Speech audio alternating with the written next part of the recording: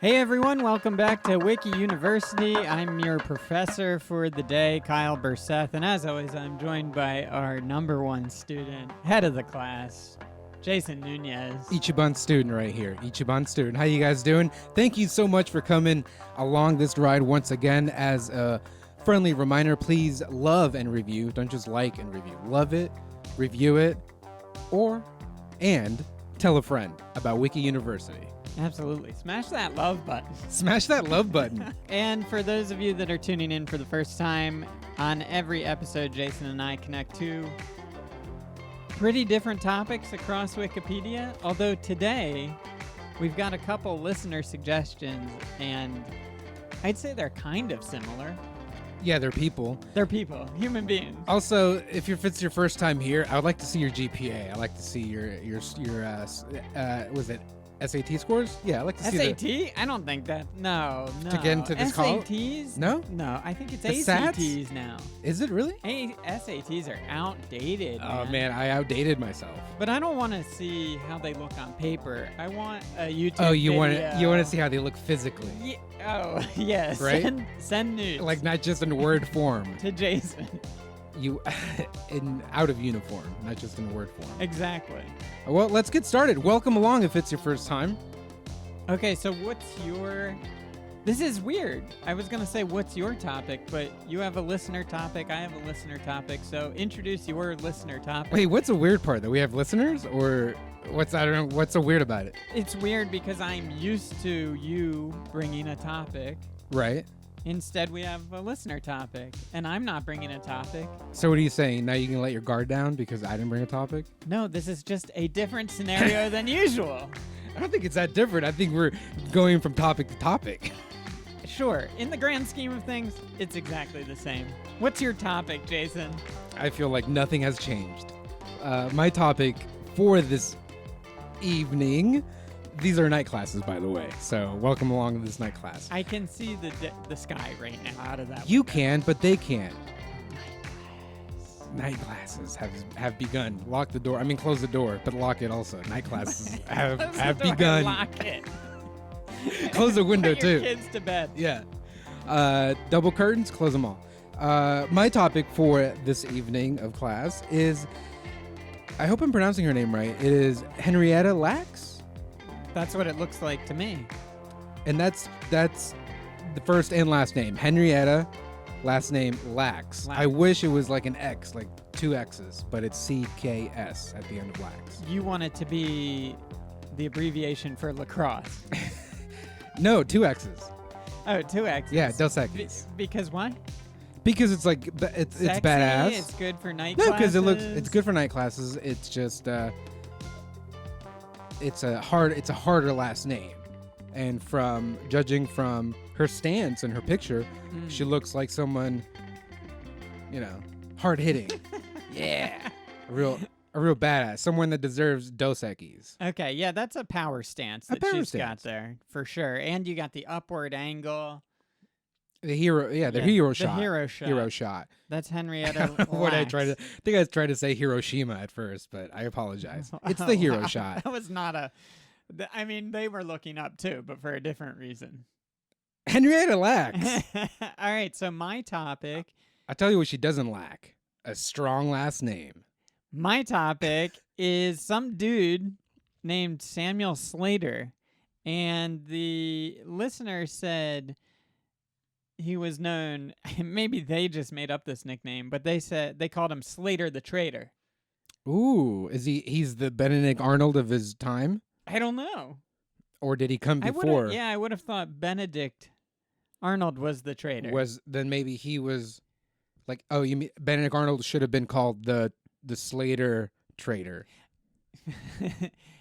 I kind of feel like Benedict Arnold is the threshold for trading. Trading? Trading? Traitoring?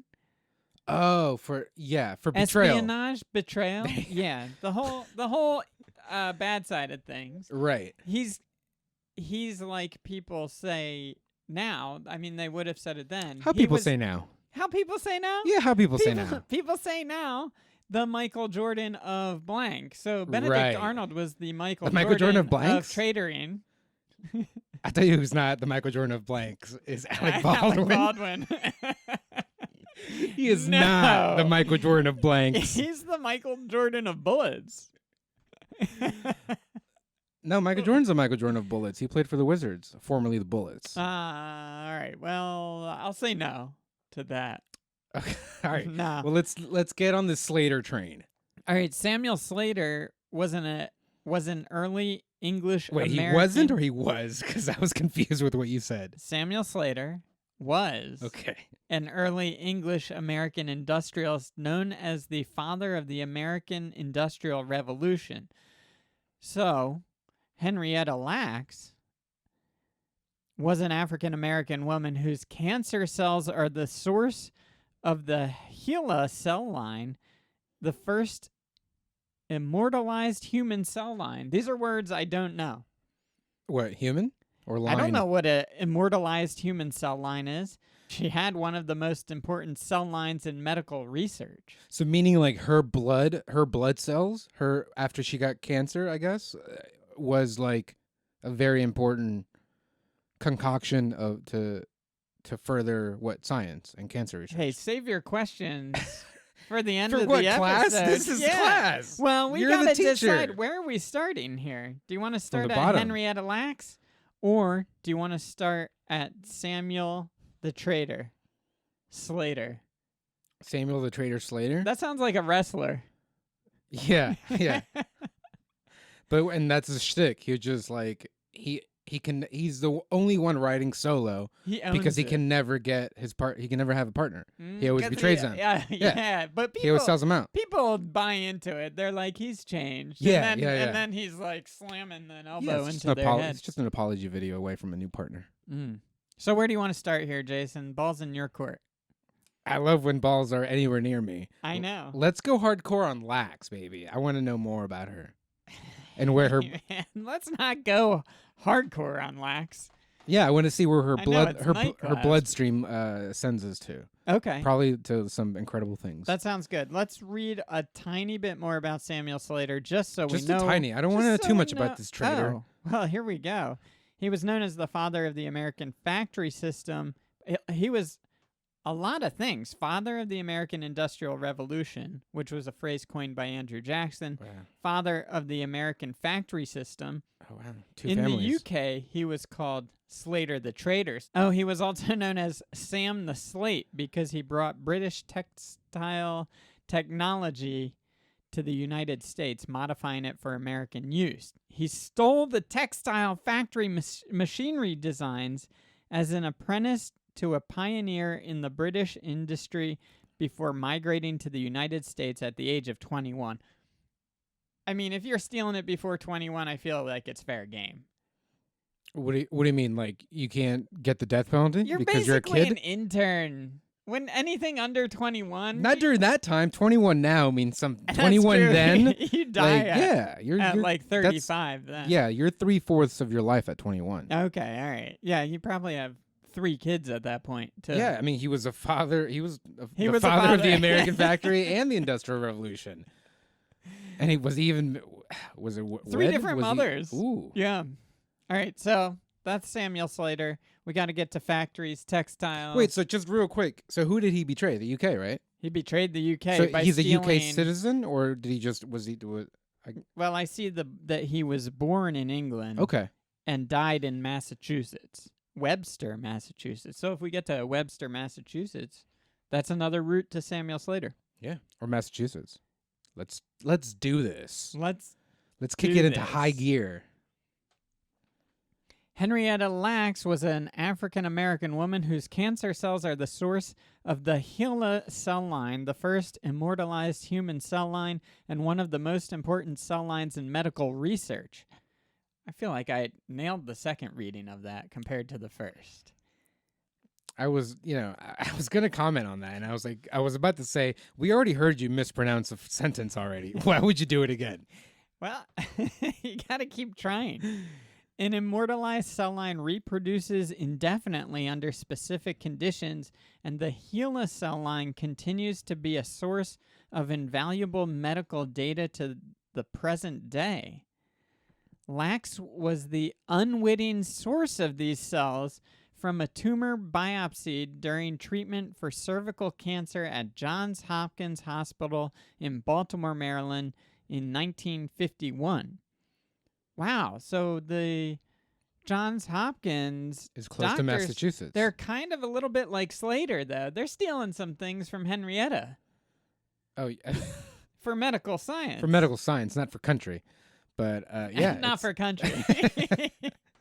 I don't think he stole British's factory system for country. For the U.S.? No, he did it for wealth, I think. Sure. We'll never know. Yeah. Okay. Wait. Okay, so her blood. So they were just taking her blood. Doctors who were They didn't take. They took Treating the her, I cells. would say. So while they were treating her, they noticed something, well, and then they were took like, it "Ooh, from a tumor." So her tumor." Her Yeah. It was her tumor, 'cause that's my tumor. So they did a little biopsy of her tumor. You ever have a biopsy done? No. Me Of what? either. Is- Well, if you get a weird growth on your body, it could be anything like a freckle, just anything that is a new lump.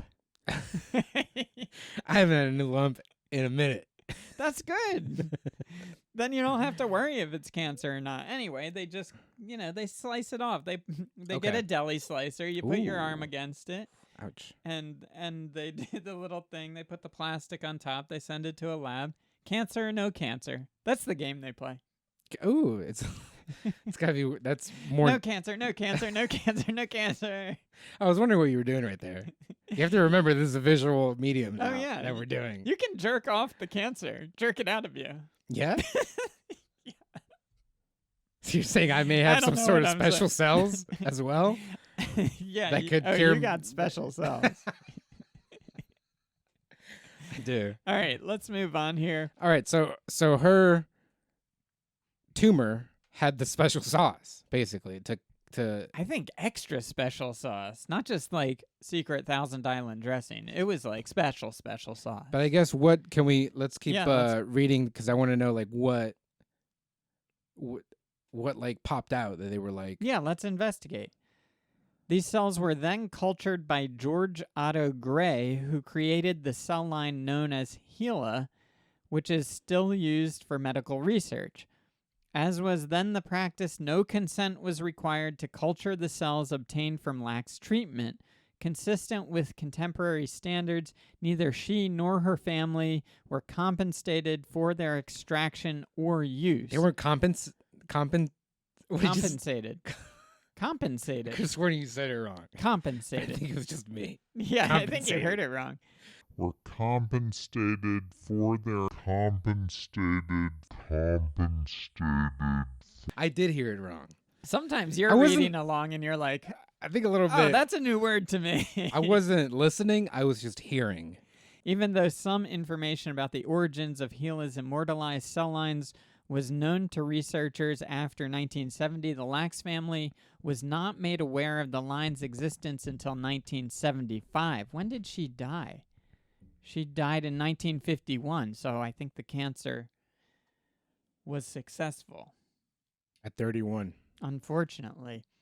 With knowledge of the cell line's genetic provenance becoming public, its use for medical research and the commercial purposes continues to raise concerns about privacy and patients' rights. You go into the doctor's office, they say, let's scrape your tumor. What are you signing away? Are you like, do whatever you want with it? Or are you like, if you make money from that, I want a cut? Well, I'll do the same thing as I did during my circumcision, which was like, I'll keep that, please. That's coming home with me. Have you put it on eBay? Yeah. Now, granted, if the Is that an immortalized? if the doctor talks to me, Schmegma? if the doctor talks to me and says, "Hey, I can make us some quick cash out of this," then we can start negotiations. Yeah. But What do you think a fair compensation for that is? Because, the doctor is doing Like per most centimeter? of the legwork, per inch, but what? you got the cells. 10%? 10%. Yeah, 10% cut of, like, what's royalties I mean, for depends how cells? much he cuts, but Yeah, royalties for tumor cells. That's But no, if it goes, if it goes commercial, like they're putting it, on aspirin, Yeah. or you know what I mean. Like it's her. It led to like something I that think it did. to Yeah. everything. Oh, is it really aspirin? Well, not aspirin. I'm saying I think it has led to things. Commercialized, medicine. Probably. Right, Yeah, right. Yeah. Then most definitely. Well, first off, they shouldn't have done it. Well, I think they needed to do a biopsy to find out the cancer either way.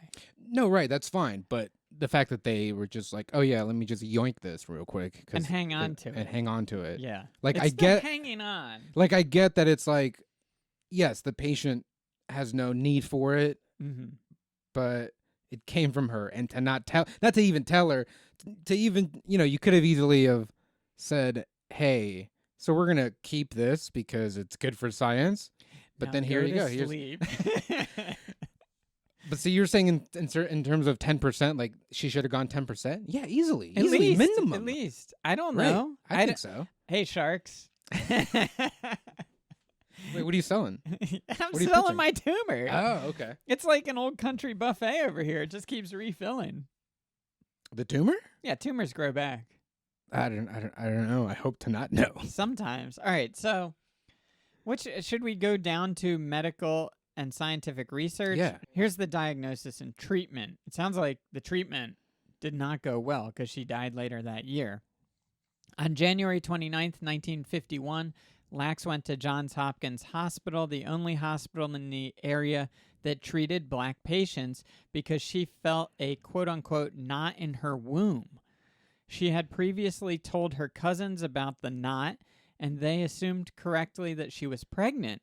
But after giving birth to Joseph, Lacks had a severe hemorrhage. Her primary care doctor tested her for syphilis, which came back negative, and referred her back to Johns Hopkins. There, her doctor, Howard W. Jones, took a biopsy of a mass found on Lacks' cervix for laboratory testing. Soon after, Lacks was told that she had a malignant she had carcinoma going on.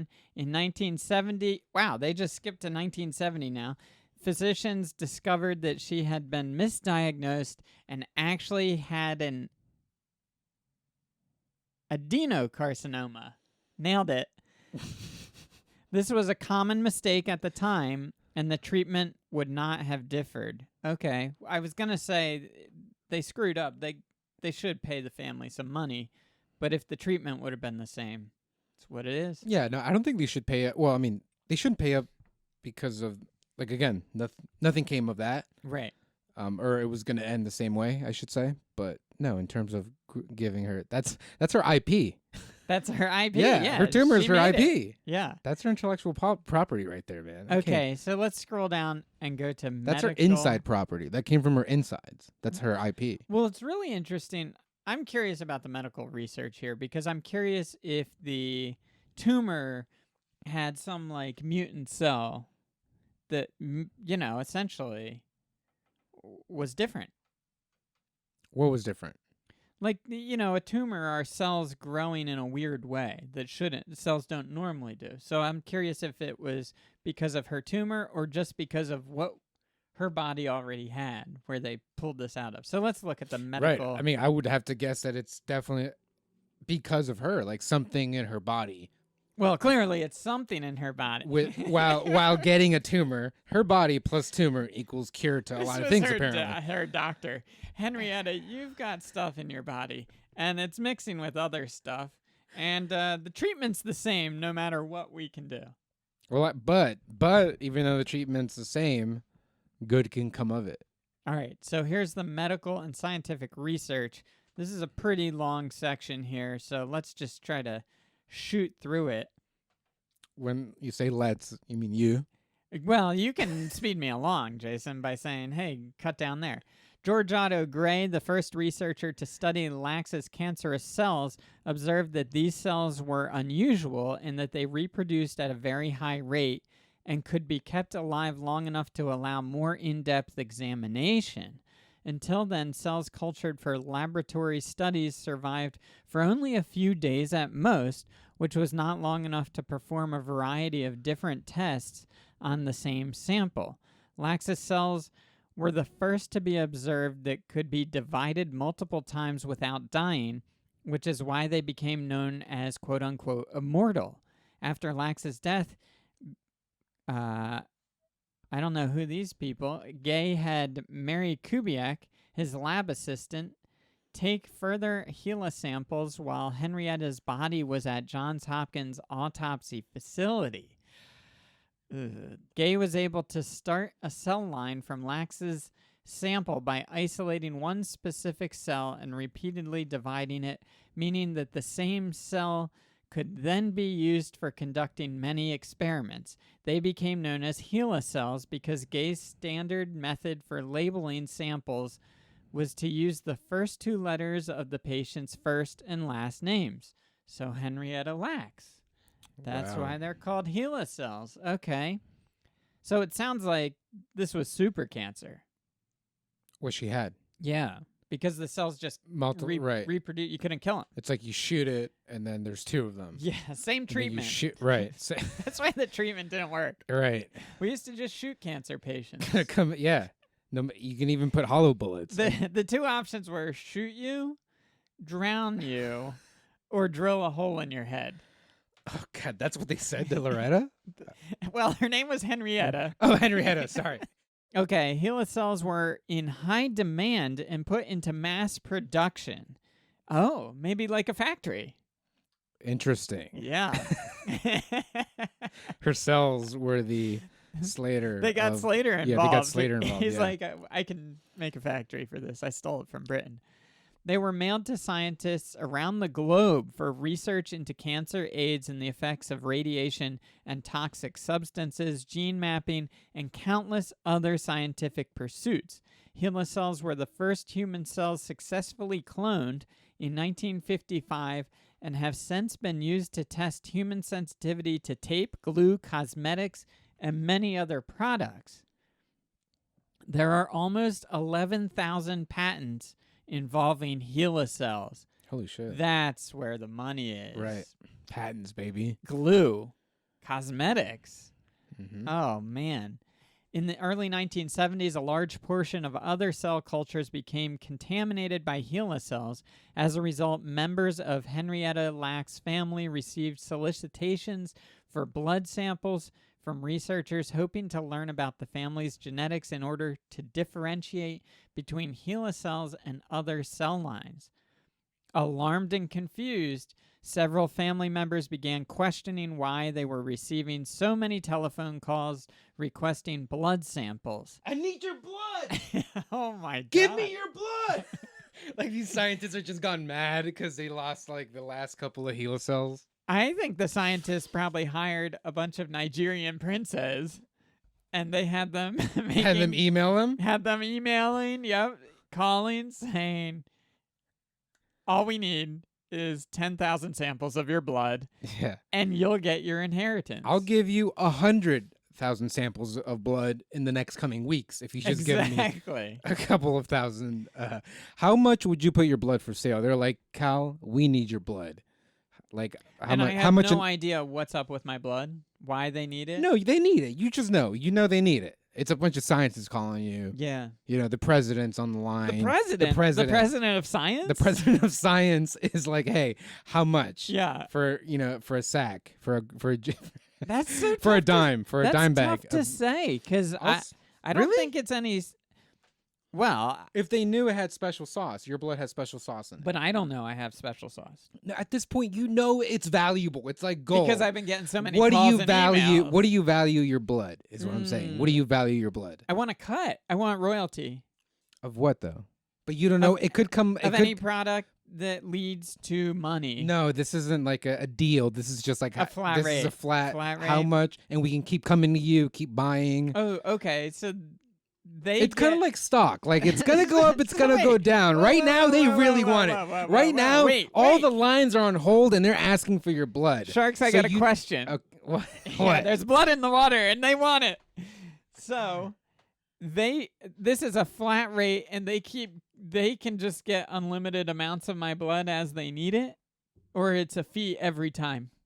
Yeah, it's like buying stock. If you want to buy more, if you want more blood, They got to pay for you got to it. pay for it. All right. Well, don't act like it was so obvious that the blood is a stock situation. I guess it's that here. stock. It's like gold. You're not, you're gonna, if you want more, Okay. yeah, you buy more and so then you keep per, it. And you, per quart, we're selling this by the quart, I assume. Liter. whatever, blood whatever comes you in want, liters. you can say. That's why I would be like, 500 a dime bag of my blood. A liter? I was gonna say 1,000 for Per like liter. a liter. Yeah. Really? But initially, when you said flat rate, I was like, maybe 100,000. If I've been getting a lot of calls, I know it's special. I would not do the flat rate when it comes to your blood. No, me either, because it regenerates. Right. I got more blood. Right. I mean, I donated plasma in college. Did that hurt? sometimes. That hurts extra, I heard, or no? Is that a It lot? didn't Is that a hurt myth? extra. Extra to what? To blood. To hurt in general? The I don't little know. smiley face scale? I know you love that. Were you sad or were you red and sad? I'm a 6. No, I was fine. You were fine. Yeah. Okay. I donated plasma for like $25 a session. A session. How much do they take a session? I don't know. I don't even know what plasma is. They just hooked up a tube and they cycled it through and stole my plasma. Did it look like blood? Was it just... Don't even know. What do you mean you don't know? You were right there. You didn't see what was coming out? I can't remember. Well, you don't I think recognize the color? I think they took the blood out of me Okay. and they cycled it through a machine which Filters out. extracted Okay. plasma, whatever that is. Right. And it took like a couple hours, and then they give me $25, and I would just sit there and like study or How many hours? couple. What's a couple? 2 hours. 2 hours. 2 hours. So you're getting like 12, 15 hour. Right. It might have been a little more than that, but if I was going to be going to the library to study, I'd be like, well, they don't have plasma machines at the library. I'm not getting paid to study there. Let me get paid to study at the plasma center.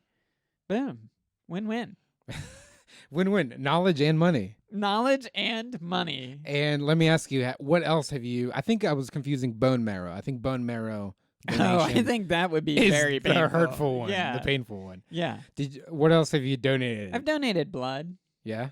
Yeah. I drop it off in bags to Goodwill. Okay. Yeah, they told me to stop. Yeah, liter bags at least? Yeah. Okay.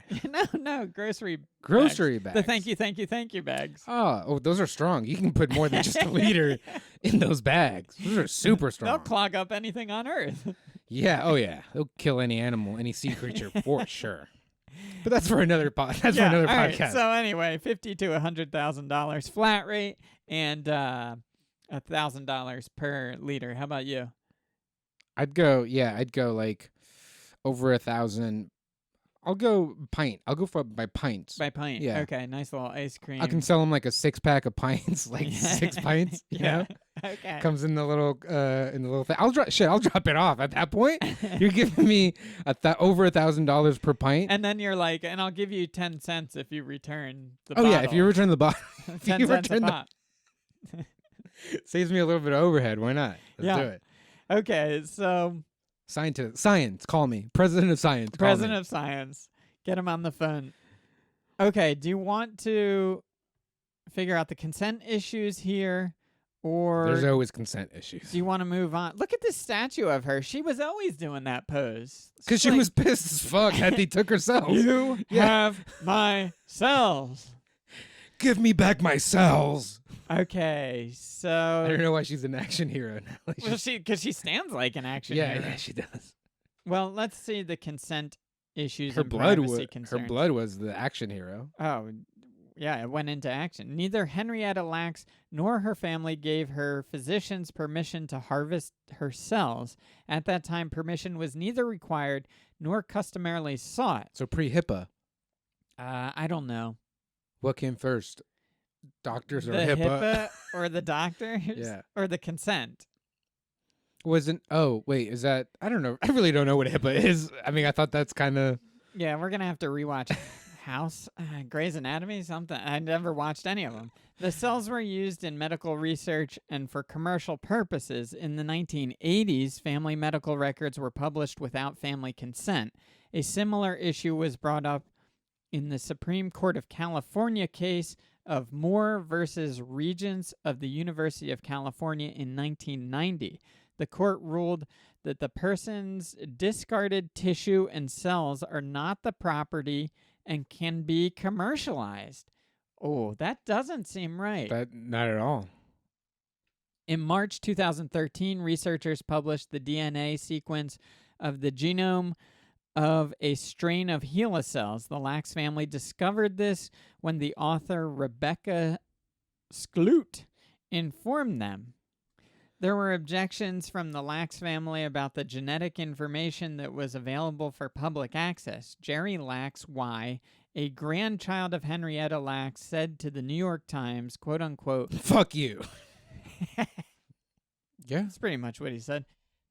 In pop culture, HBO announced in 2010 that Oprah Winfrey and Alan Ball were developing a film project based on Skloot's book, and in 2016, filming commenced with Winfrey as the leading role of Deborah Lacks, Henrietta's daughter. The film, The Immortal Life of Henry Lacks, was released in 2017. I had not heard of this. Have you? No. It obviously didn't have Oprah in it, but she probably produced. Well, Oprah was in it. Oh, she was in it? She was in a leading role of Deborah Lacks, Henrietta's granddaughter. Oh, I thought that was what was planned, but then production hell. Yeah. NBC's Law & Order aired its own fictionalized version of Lacks' story in the 2010 episode Immortal, which Slate referred to as quote-unquote shockingly close to the true story. That's Henrietta Lacks. Where do you want to go here, Jheisson? We got to start moving to Slater the Traitor. Slater the Traitor. Hey, we can go to Maryland. She says she's from Maryland. Maryland's close to Massachusetts. So it's Not on the that same coast. close. No, we can get there faster than that, I think. Okay, great. Did anything? Yeah, let's keep scrolling down. Let's see what else is up. I hung out with you this weekend, and you specifically said you don't really like Baltimore, so let's not go to Baltimore. Okay, I didn't know why you had to throw that out there for no reason. Hey, Baltimore, be on watch. Yeah. Jheisson hates you. Let's go to Bethlehem Steel, because I bet that has to do with steel workers, steel factory, industrial revolution. And we know who fathered the Industrial Revolution. Yes. All right, I'm going to go to Bethlehem Steel. Bethlehem, is that a Jew of my people? Is that a company of my people? I choose not to answer that. I need more information. You don't want to comment? I don't know. Why do you think? Because Bethlehem? Yeah, or is that, no, that's, I have a feeling Bethlehem Steel that's from where, Pennsylvania. Oh, I thought, isn't Bethlehem where JC was there on Christmas time? Yeah. He's a Jay-Z. Jay-Z. I was like, yeah, Hove. I mean, Hove. Jehovah. Exactly. That's where Jay-Z was born, Bethlehem. JC. Yeah, Jay-Z. Jay-Z. Yeah, Jay-Z. JC? Jay-Z. Yeah. Yeah, that's what I thought. They followed the diamond in the sky. He can't do that. Oh. We can't do. Actually, yeah, we can't do that. We might have to block out. that. That's copyrighted by Diamond Dallas Page. Oh, jeez. I just learned that. Really? Yeah, no joke. Did Jay-Z? Dude, stop doing that. Oh my God, sorry.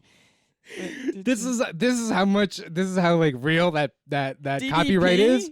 DDP did that, and now Jay-Z can't even do the sign anymore. Oh my God. Yeah, the Dynasty sign. He can't do it because it's copyrighted. Can he just like tuck his thumbs up Can't a little do it. higher?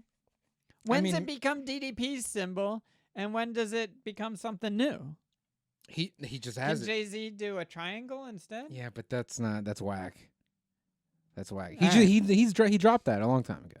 Doesn't do it. Well, I'm outdated on It's not an issue. It's not on an my issue anymore. Jesus Christ symbolism. I haven't kept up. I have to give it up to Diamond Dallas Page though. DDP. DDP's got thinking ahead. All right, we are on Thinking about that IP. Bethlehem Steel. The Bethlehem Steel Corporation was an American company that for much of the 20th century was one of the world's largest steel producing and shipbuilding companies. Its roots trace to an iron-making company organized in 1957 in Bethlehem, Pennsylvania, and later named the Bethlehem Iron Company. The Saucona Iron Company was established by Augustus Woolley. Do you think that's Wally? I think it's Woolley. Woolley? Yeah. All right. The Panic of 1857.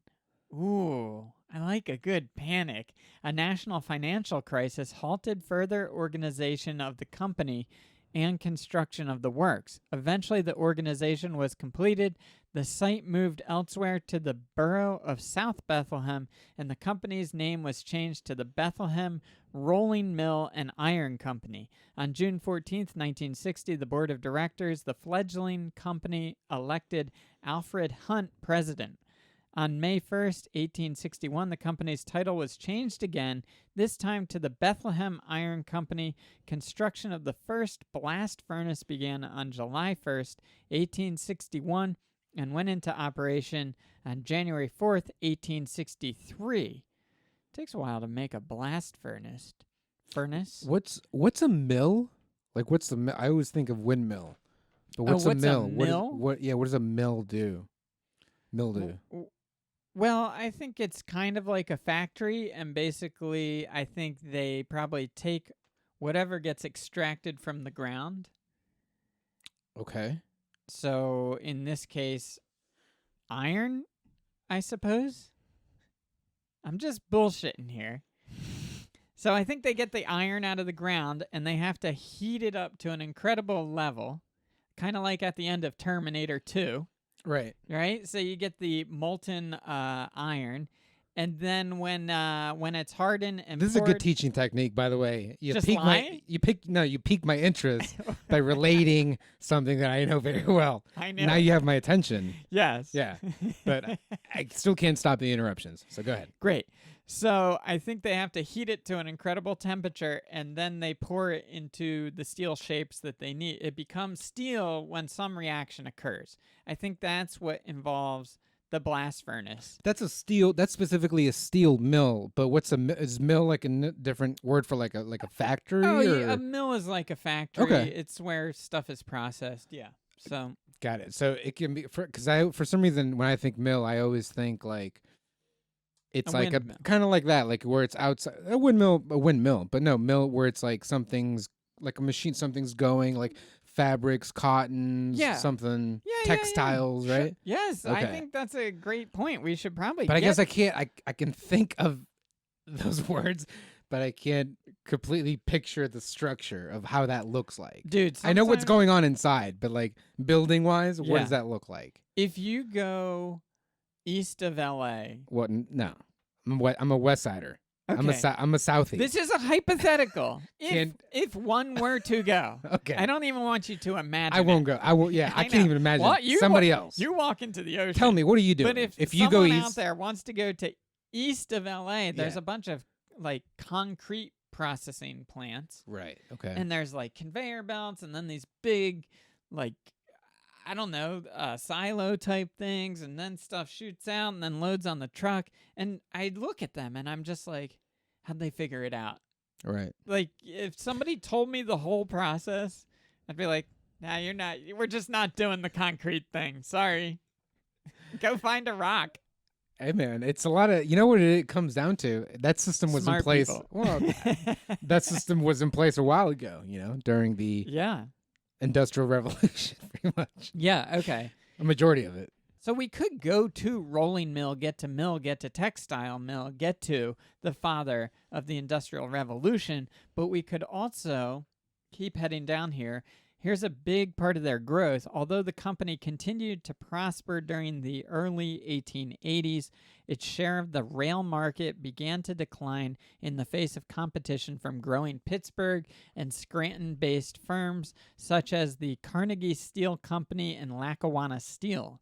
The nation's decision to rebuild the United States Navy with steam-driven, steel-hulled warships reshaped Bethlehem Iron Company's destiny. Whoa. What happened?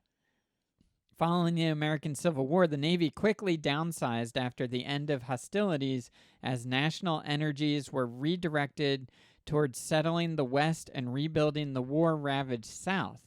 Almost no new ordnance was produced, and new technology was neglected. By 1881, international incidents highlighted the poor condition of the U.S. fleet and the need to rebuild it to protect U.S. trade and prestige.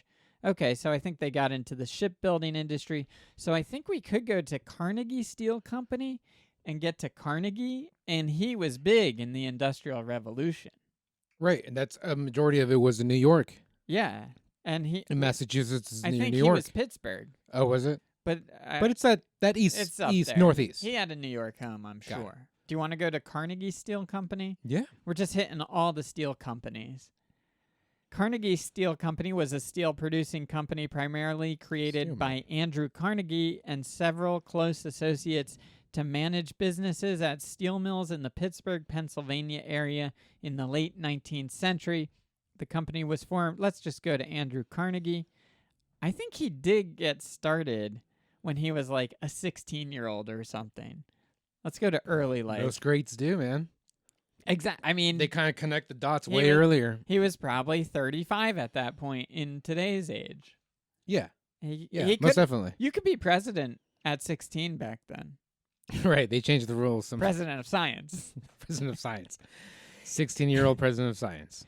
Andrew Carnegie was born to Margaret Morrison Carnegie and William Carnegie in Scotland in a typical weaver's cottage with only one main room consisting of half the ground floor, which was shared with the neighboring weaver's family. God, so a one-room house that you shared with Ouch. or maybe it was there was a wall between.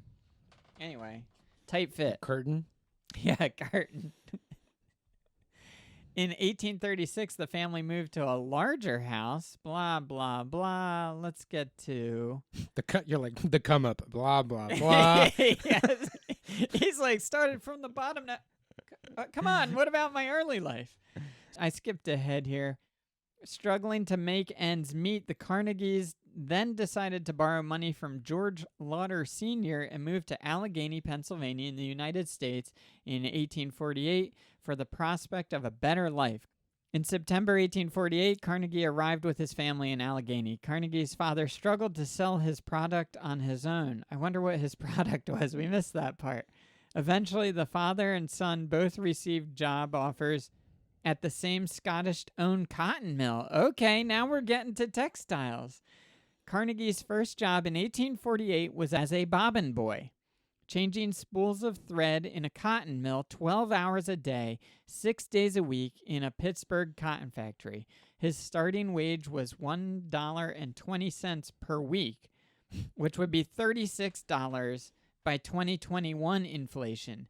You know, you hear a lot of horror stories about these industrial revolutionists paying these terrible wages to people. He experienced it, though. And he gets to work with his dad.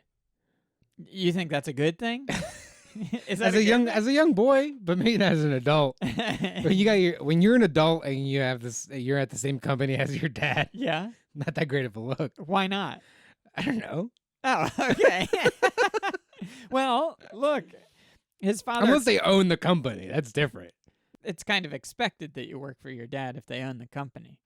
No, not work. I just mean if they both like come up in that business or in that company. Well, it's really bad if you surpass your father at the company. I mean, yes, that's bad, but I think at a certain yes, definitely. But at a certain point, it's just like, yeah, why are you at the one's got to go. What are you talking about? I mean, back in the day, every granddad, dad, and son's son, great-grandson, they all worked in the coal mine, the same place. These small Pennsylvania towns, you've seen one, you've seen them all. They're all at the same mill. Right. Because that's the big But employer. one's got to break out. Like Well, Andrew. Andrew did. He broke away from Bobbin Boy. Also, his father quit his position at the cotton mill soon after returning to his loom and removing him as breadwinner once again. But Carnegie... Wait, so it was a constant competition between father and I son don't of know. who's like getting more money, who's bringing home the bacon? It sounds like it. It does. All right, do you want to go to Bobbin Boy? Because I think that'll get us into textiles. I mean, Get us on come the to right think, track. I mean, think about it though. I know we both don't have kids, but imagine your kid making more money than you. I can imagine it, man. Because these 'Cause- kids, they just get into programming at like such an early age. And that pays pretty well. Like, right, it would be nice. Like, overall, like, oh, yeah, I got my boy's taking care of me. My daughter's, got the bills, whatever. Yeah. But there's a certain point, I feel like, that it would hit you in the ego or something. I think you have to rise above that, but also Sure. because that is my boy or girl. Mm. What am I having, Jason, in this hypothetical situation? Depends. What do you prefer in this hypothetical? I just want to be happy.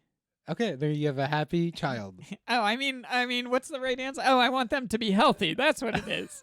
You have a healthy child then. Okay. My healthy child, half of that is my cells, so Half of that? Yeah, the other half is white bone cells. Okay. So I feel like I should probably get royalties from my child on anything that they make. Okay, if you you're gonna slap a copyright on. Yeah, them. I gotta get DDP's lawyer and say, Patent your kid. yo, patent this boy, Yeah. girl, And that this healthy human. All right, a bobbin boy was a boy who worked in a textile mill in the 18th and early 19th centuries. He would bring bobbins to the women at the looms when they called for them and collected the full bobbins of spun cotton or wool thread. Do you want to go to textile mill? Yeah. Average pay was about $1 a week. So Andrew Carnegie at $1.20 a week. He was doing pretty good. Yeah, I mean about 120% good. Oh my God. Better. Days beginning at 5:30 a.m. and ending around 7:30 p.m. Oof.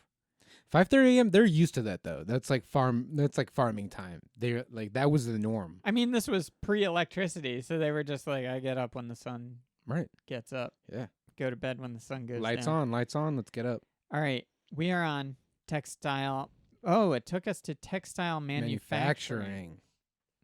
Textile manufacturing is a major industry. I think this was written by a child, a bobbin boy. Ooh. It is largely based on the conversion of fiber into yarn and then yarn into fabric.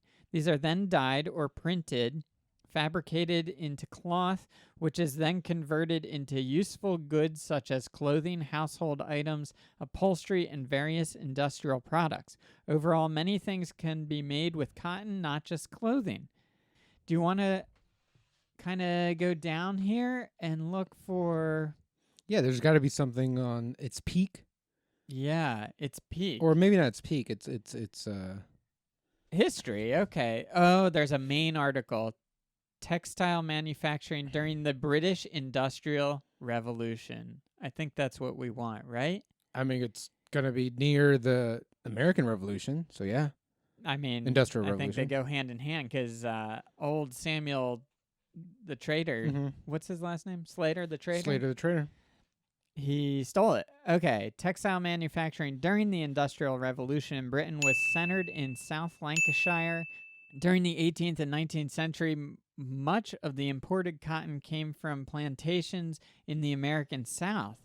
In periods of political uncertainty in North America during the Revolutionary War and later American Civil War, however, Britain relied more heavily on imports from the Indian subcontinent to supply its cotton manufacturing industry. Lancashire became a center for the nascent cotton industry because the damp climate was better for spinning the yarn. I wonder where we should go here, Jheisson. I feel like if you go up a little bit, Yeah. that's too much. I said a little bit. Guide me.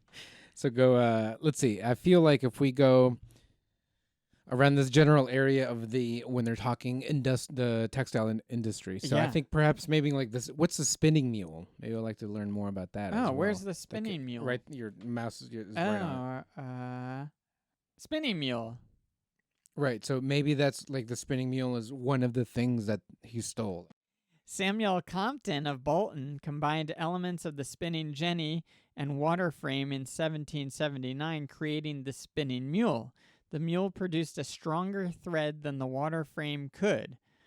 Thus, in 1780, there were two variable hand-operated spinning systems that could be easily adapted to run by the power of water. Early mules were suitable for producing yarn for use in the manufacture of muslin. As with Kay and Hargraves, Compton was not able to exploit his invention for his own profit and died a pauper. We got to get to the U.S. here. Do you think we should go to the spinning mule? Go to the article for spinning mule, and maybe that's what he brought over, since they said they used it until the early 20th century. Yeah, let's do it. Spinning mule. Yeah, I recognize those kind of You recognize the objects, spinning shapes. mule? Yeah. It was invented between 1775 and 1779 by Samuel Crompton. Ooh, different Samuel. The self-acting mule was patented by Richard Roberts in 1825. At its peak, there were 50 million mule spindlers in Lancashire alone. Is that right? 50 million? Spindles, oh yeah. Modern versions are still in niche production and are used to spin woolen yarns from noble fibers such as cashmere, ultrafine merino, and alpaca for the knitwear market. Okay. I recently got into cashmere. I think I'm going to get into some cashmere. Oh, I recommend against it. What is that? It's so easy to accidentally put in the wash and shrink. Oh, okay. Yeah.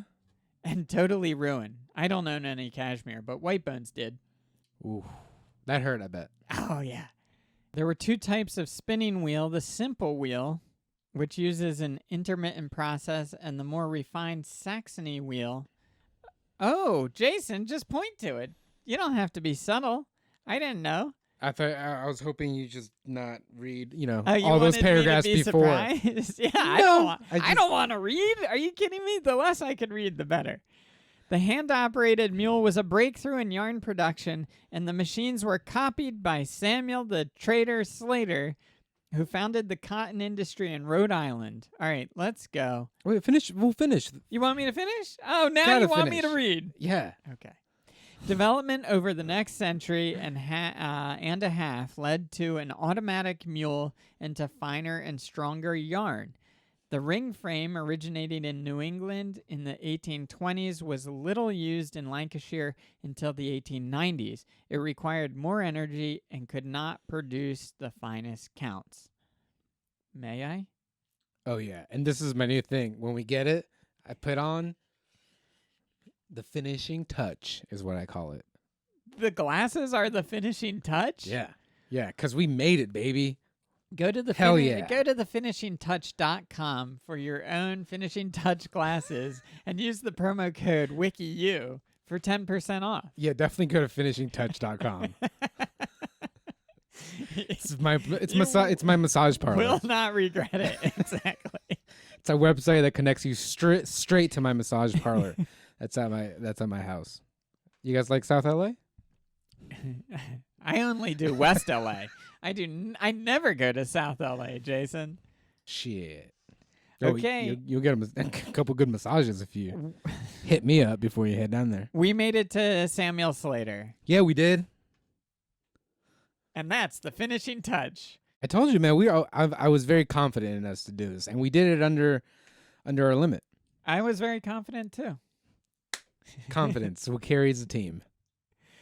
Okay, like I said, known as Slater the Traitor, Sam the Slate in Britain, father of the American factory system, and father of the American Industrial Revolution. That's interesting because I've heard of Carnegie. I don't remember this dude at all.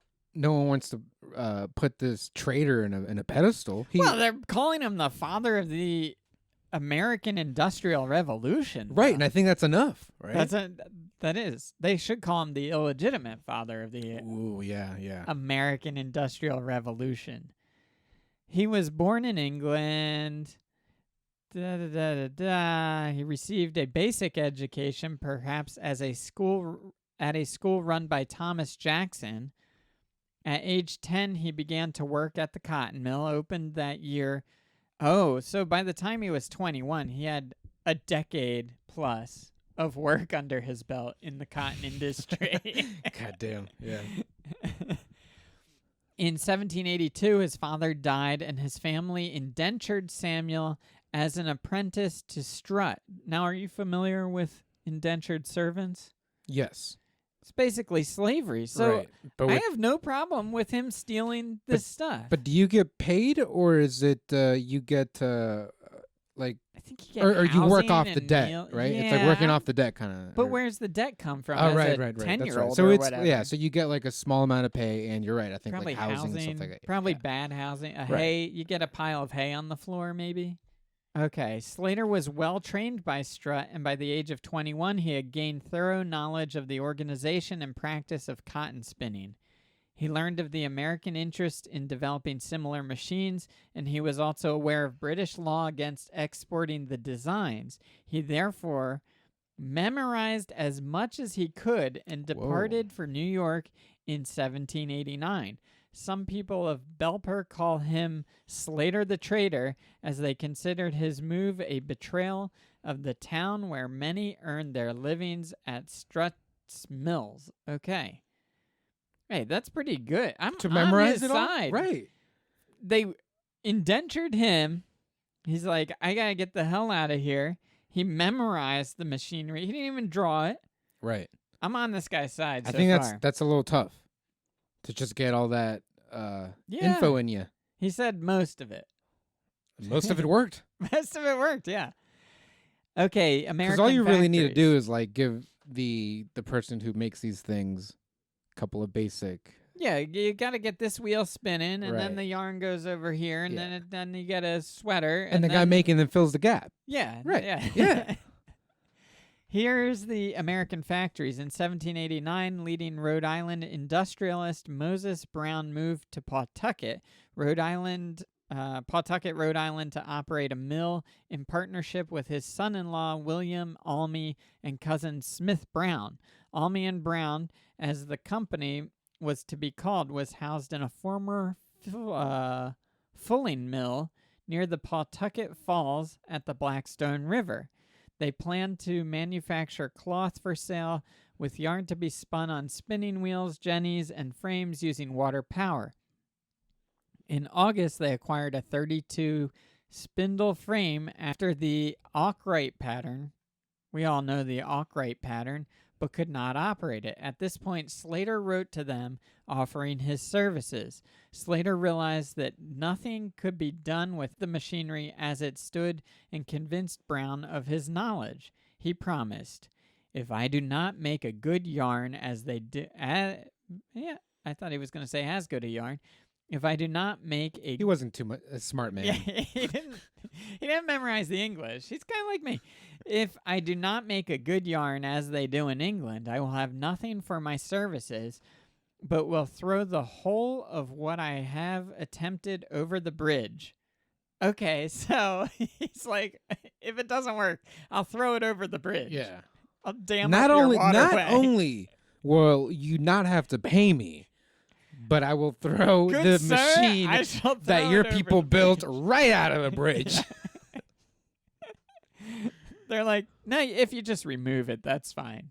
Nope, out the bridge. I The got somebody bridge. coming in to pick it up right now. In 1790, he signed a contract with Brown to replicate the British designs. Their deal provided Slater to the funds to build the water frames and associated machinery, with a half share in their capital value and the profits derived by them. Now that's a good deal. He's getting half of the profits. Yeah, that's a great deal. If you can walk away with 50%, Yeah. take that deal, my friends, and walk your ass out. You That's heard it here first. Also, I am not a financial advisor. We all know that. By December, the shop was operational with 10 to 12 workers. By 1791, Slater had some machinery in operation, despite shortages of tools and skilled mechanics. In 1793, Slater and Brown opened their first factory in Pawtucket. Slater knew the secret of Arkwright's success, namely that a count had to be taken by varying fiber lengths, but he also understood Arkwright's carding, drawing, and roving machines. I'm in over my head here. He also, that's what I would have said. You can have the job. Fine. I'm way over my head. I'm going to throw this in the bridge or over the bridge. Slater made some adjustments to the designs to fit the local needs. The result was the first successful water-powered roller spinning textile mill in America. After developing this mill, Slater instituted management principles that he had learned from Strutt and Arkwright to teach workers to be skilled mechanics. In 1812, Slater built the Old Green Mill, later known as Cranston Print Works in East Village in Webster, Massachusetts. He moved to Webster due in part to an available workforce, but also due to abundant water power from Webster Lake. Okay, Jheisson. What else do you want to know? Oh, could you go down real him? quick where you were? Go Yeah. back to where you were. Right there. He's got a brother. Okay, you're really curious 1799. about his brother. In 1799, he was joined by his brother John Slater from England.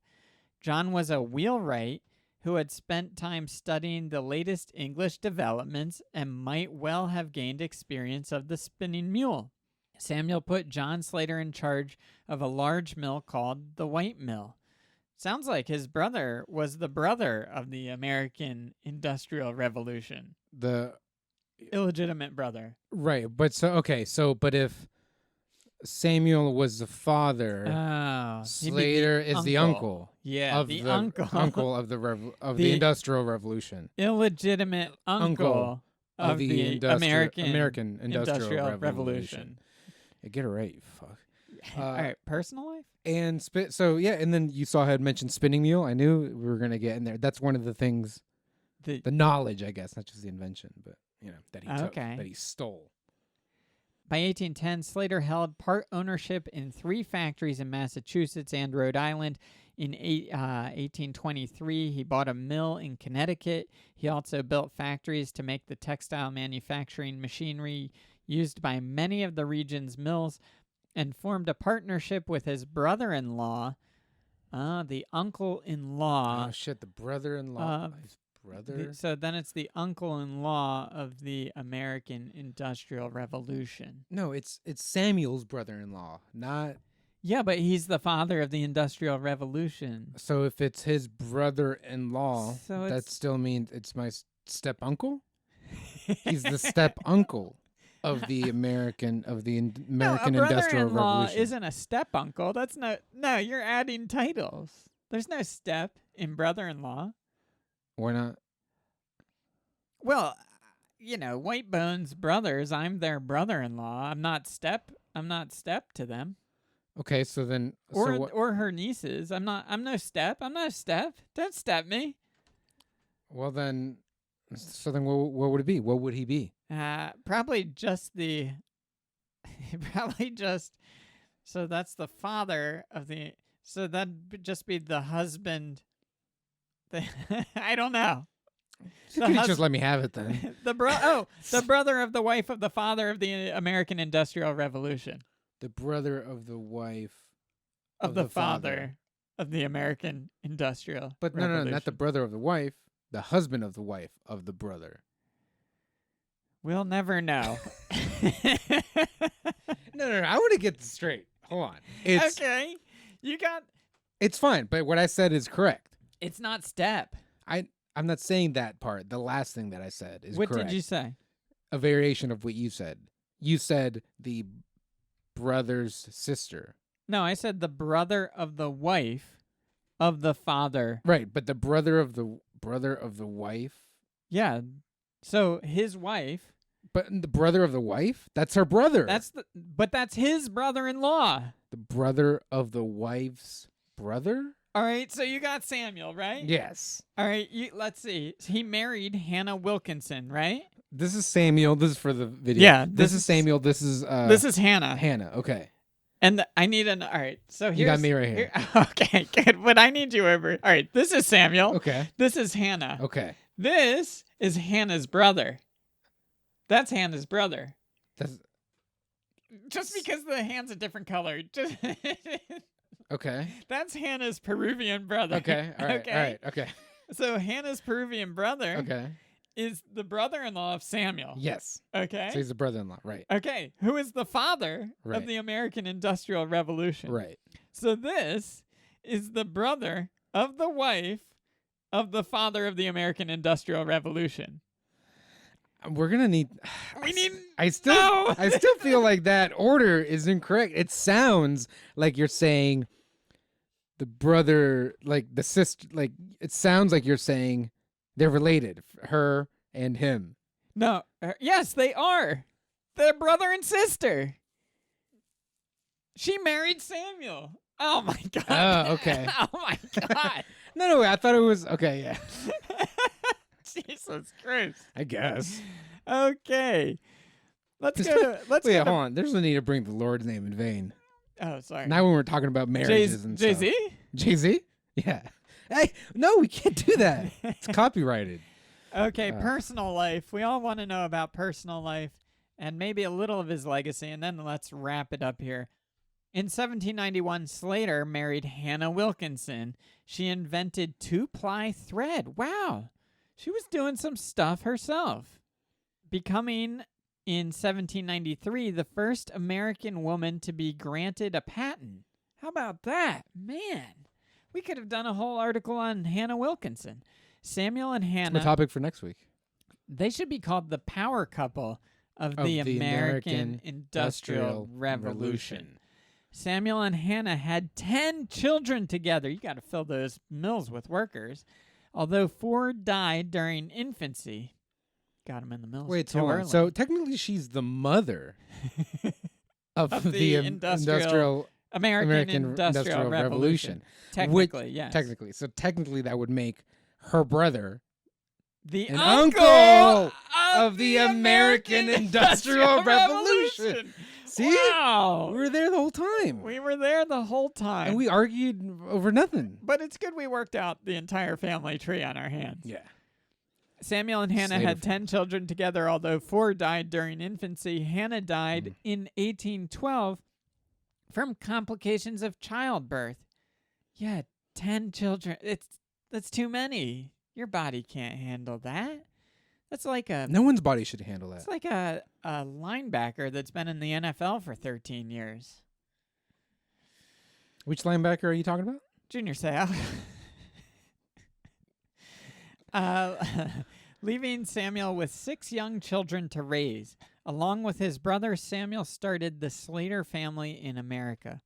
Slater married for a second time in 1870 to a widow, Esther Parkinson, as his business was extremely successful by this time, and as Parkinson also owned the property before their marriage, the couple had a prenuptial agreement prepared.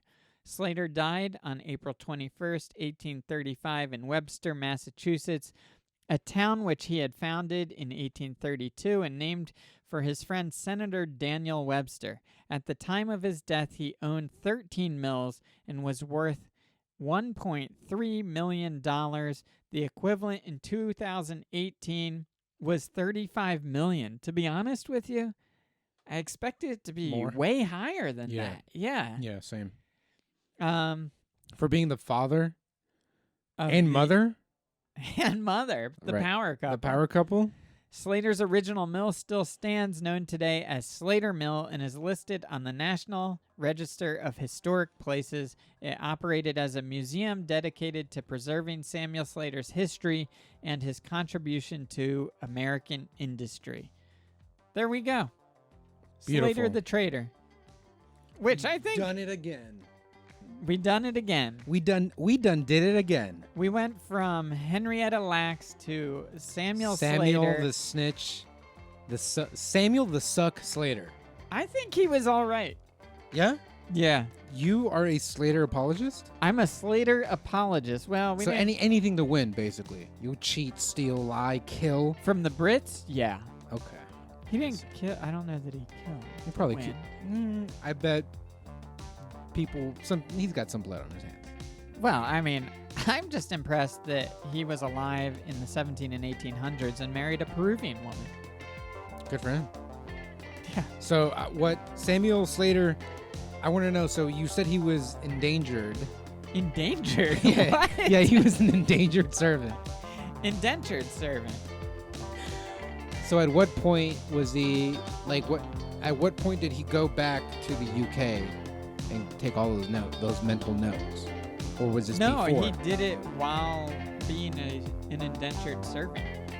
From age 10 to age 21, he was still there. I thought he Then- was. I thought it was in America where he was. No, he was in Lancashire or somewhere.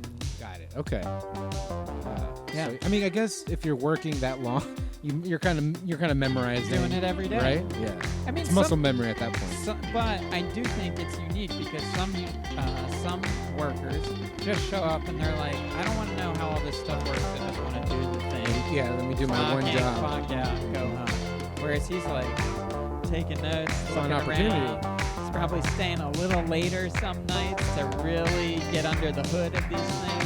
Yeah, he did it. A little later, Slater is what the guys called him at the factory. Okay, so that does it for the episode. Thanks to everyone for tuning in. If you have a topic that you want us to cover on WikiU, send us an email at wikiupod@gmail.com. Jheisson, any parting words? Yeah, or slipping into our DMs on Instagram. Or did we not do that anymore? They can slide into our DMs on Instagram if they want. Hey, slide into our DMs on Instagram at Wiki University. You kind of made that a little British accent. Instagram. Really? Instagram. Now I'm forcing it. Anyway, when that's when I force the accent, it's no good for anybody. Okay, no sliding. That's it. That's the episode. Bye. Thanks for tuning in. Catch us on the next one. Peace.